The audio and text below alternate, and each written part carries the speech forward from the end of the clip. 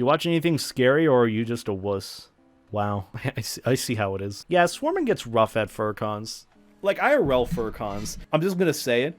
I'm hoping that at future cons, because my content has shifted so significantly, and I don't do the ooh cute fursuit stuff as much anymore, I'm hoping and praying that the people that always want to see me and be within like a 5-foot radius of me that are fans, that they don't end up caring about me as much. I'm not saying like, oh, you know, I wish to be not popular. No, that's not it. Just not having very obnoxious and weird people following me around would be rather nice. And I don't know if what I've done. I'm gonna be honest. It'll be a gauge to see what happens. Meanwhile, most furry YouTubers, whenever they take off their fursuit, everyone's just like, put it back on. Put it back on. Give us positivity. I think I've talked about it a bit. I think I have a video coming out about that, about how the furry fandom can have that toxic sense of nostalgia. Because the furry fandom acts as this sort of escape from reality, this fantasy, and people don't want you to break the fantasy. That's why the concept of breaking the magic is a thing. Even though it was like a joke, it's actually taken seriously by some people, and some people get genuinely upset about it. And not in the sense of just like you need to maintain the magic, but like, hey,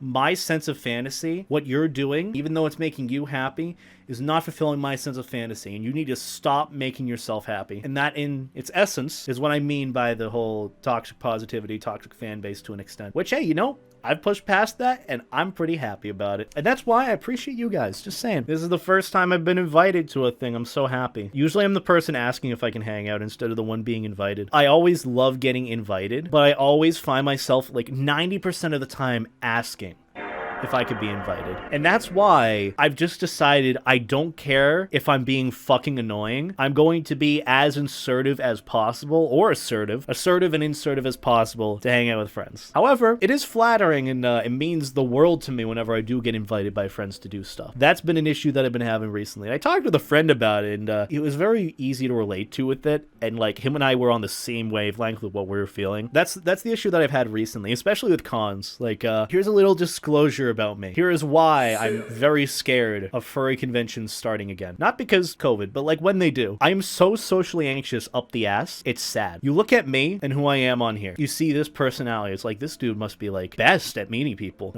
No, I'm the exact opposite. I'm just so comfortable with talking to practically no one in hindsight, but like over 100 people on a live stream. That's separate. But like, I'm just so used to being in this enclosed space. And it's not like I don't like seeing people. It's more so that like, holy shit, I'm so socially anxious. Not that I'm socially awkward. I think I do have a bit of a lack of social grace. But in terms of social anxiety, it's pretty up there. Even though it doesn't seem like I do. I didn't embrace the fandom until after quarantine started, so I'm terrified when cons start up. I'll be so inexperienced and left behind as people get back into it. I'm gonna be honest, Tiger. I feel like you're gonna be in the same boat as a lot of people, me included. And that's just how socializing is. Like, I'm gonna be honest, when I joke about the whole thing of like, Beta, what's your favorite furry convention? I'm just like, what's a furry convention? Like, it's been that long since I've been to one. And furry conventions are pretty much like my safe place to sort of express myself fully without parents downstairs thinking like, why are you being so gay? I'm like, Mom, this is just who I am. She's like, stop it. It's like, okay, well, but like when I'm at furry convention, the self-expression goes through the roof. However, the social anxiety amplified in turn as well. But here's the thing. The scary part for me isn't about the social anxiety portion of furry cons. Like, I could go out and have a great time and do whatever the fuck I want and just wing it. The anxious part for me with furry conventions, or the part that scares me the most, is feeling included. And it's not saying that I feel like friends neglect me or leave me behind on purpose or don't want me anywhere.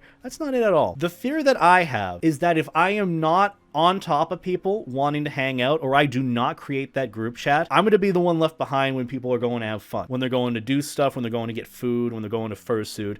I feel like I'm going to get left behind. And that's why at a lot of conventions, I'm always exhausted because I'll be doing my own thing for a second. I'll go fursuiting, for example, for like 2 hours. And then like, say for example, Pineapple, Kyle, or like any of my other friends are like, oh, we're going to go fursuiting now. Do you want to join us? Because they have their own separate schedule and everyone wants to hang out with them. And usually it's me wanting to join, not really being invited. In some sense, that's a separate thing. Usually after that 2-hour session, I'll get invited to do fursuiting more, and I don't want to miss out. If I'm tired, well, screw that. I want to hang out with friends, and usually I'll end up fursuiting for like 4 hours and overexhaust myself. That sort of thing is just one example of many, many concerns I have with just furry conventions for me in general. To an extent, it kind of feels like I don't really have a core friend group, if you know what I mean by that. Like, I have friends, and I know I'm always welcome if I ask, but it's just like, I really don't know how to describe it. Maybe it's social anxiety, maybe it's me being overthinking thinking of the whole thing of like, Beta, just shut the fuck up and join us, have fun. And usually that's what I do.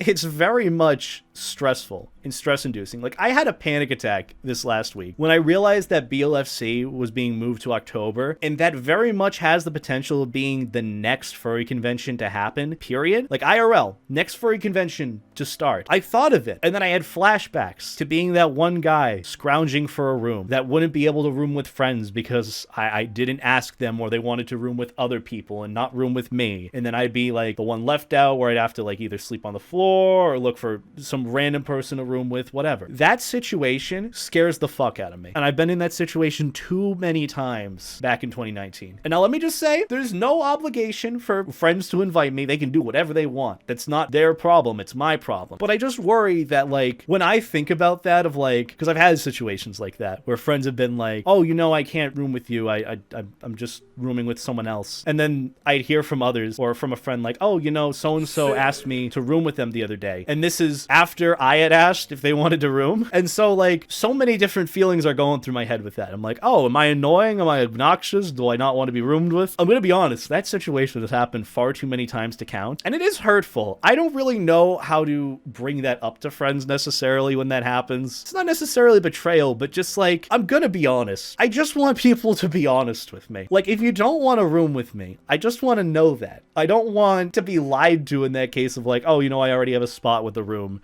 and then learn that another friend is invited like a week later. But I try not to hold it to friends. I try to just see the glass half full in that situation, even though it's like the glass is 10% full in this situation. But that one like thought of just having to scrounge for a room and not being able to room with people that I adore to room with, that like in previous times I've enjoyed so greatly to room with them. Like I started thinking about that, and I honest to God had a panic attack that night. It was bad. That for me is the number one worry with furry conventions. Just trying to understand like to an extent that I am trusted enough in that people enjoy me enough that they want to room with me. The rooming situation with cons is always the biggest anxiety with me. I don't even care about the rest of the cons. I know I joke around, or not really joke. I know I'm more so a drama queen about like, oh, my last Anthem New England that I had was the worst con I've ever been to. It was bad, but I more so did that to myself. I made myself as busy as I did, but I still had a good time. The time that isn't fun for me is planning rooms when there aren't any available, or when I really need to scrounge. That's when I start panicking. Internally, it's a mess. Like when you see me at a con and I'm so just like organized and very prepared looking, very just chill, that's not the case on the inside. I'm like 110% panicking no matter what, whether it's the next thing I gotta go to, or whether I'm gonna get to hang out with friends, or if I'm alone.